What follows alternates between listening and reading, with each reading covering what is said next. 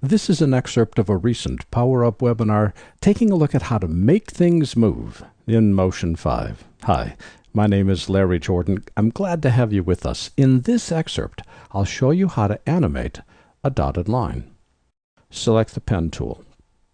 Put the playhead where you want the effect to start, just as the star is about faded halfway in. Path is selected, pen tool selected. I'm going to click here. And then I'm going to go to where I want the path to end. So let's just find a spot here. And we're going to drag over. And notice that I've now clicked to set a beginning point and clicked to set an ending point. And now I have a path. At this point, it's nothing. It's not a dotted line. It's just this invisible line that connects those two shapes. Click on the arrow tool. These are now connected with a straight white line. Display the HUD.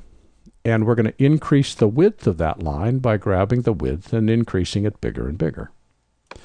Click on the downward pointing arrow and we can change the color to a truly garish red.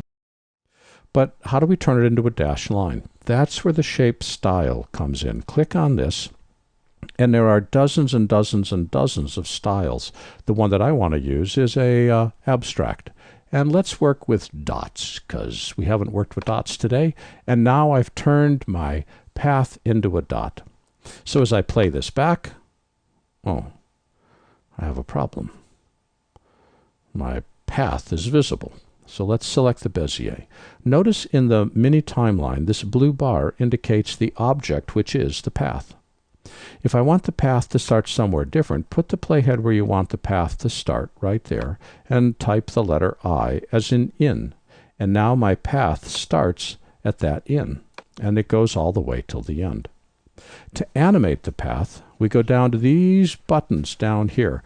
This is Behaviors. That's the gear menu. Behaviors get things to move, and we've got hundreds of options for movement. In the case of a path, we're going to go to Shape. And under Shape, we're going to select Right On. Shape, Right On. This now adds a purple bar. Purple represent effects, the way that blue represents video elements, and green bars represent audio elements. So Right On is the animation for the path. The duration of the animation, the speed, is based on the duration of this path. If I play this, it fades in the star, and now our dots start to march across the screen. And notice that the speed of the marching is determined by the duration of this effect. If I want them to march quicker, just make the duration shorter.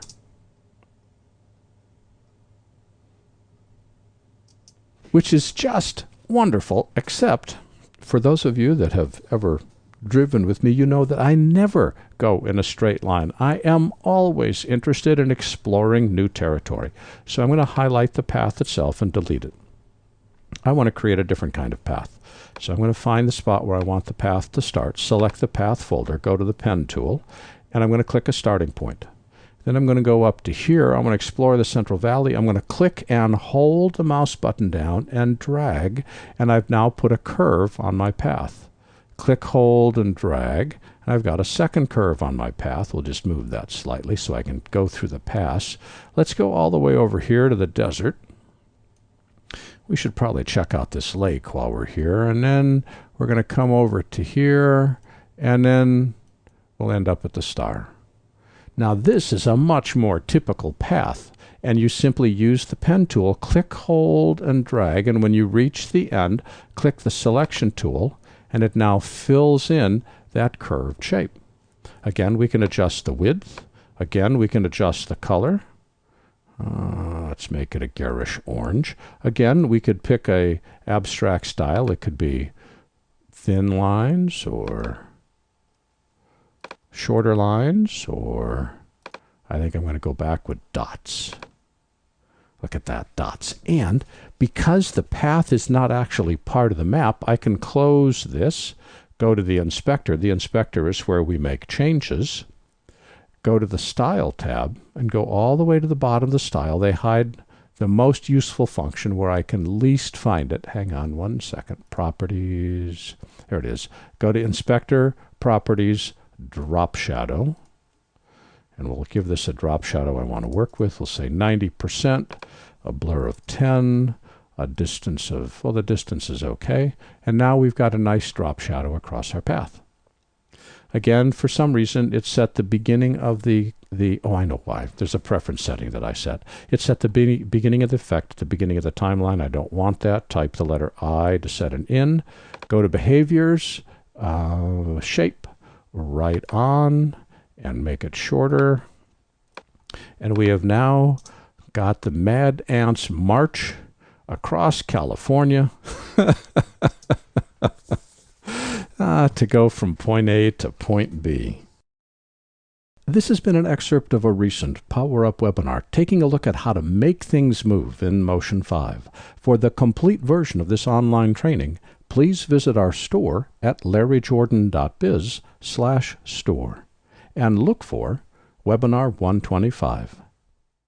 Membership is a great value, especially if you need to stretch your training dollars. A membership in our video training library saves you money. You can access all of our videos for a low monthly price of only $19.99. That's more than 700 movies, hundreds of hours of training, all in depth and all up to date. Plus, members can attend any of our Power Up webinars for free.